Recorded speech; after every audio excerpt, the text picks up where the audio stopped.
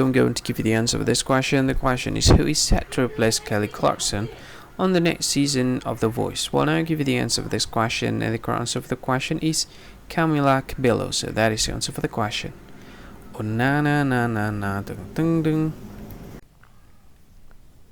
Hi, thank you so much for watching this video.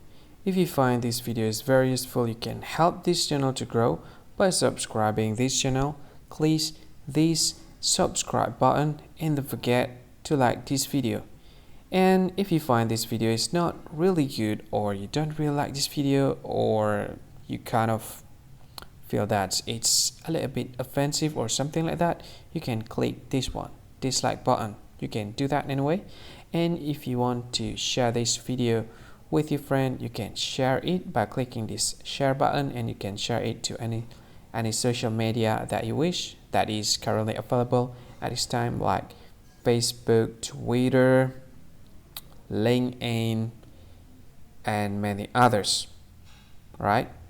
And if you want to add this video to your playlist, you can click this one. You can watch this video later, and you can find more options by clicking these three dots.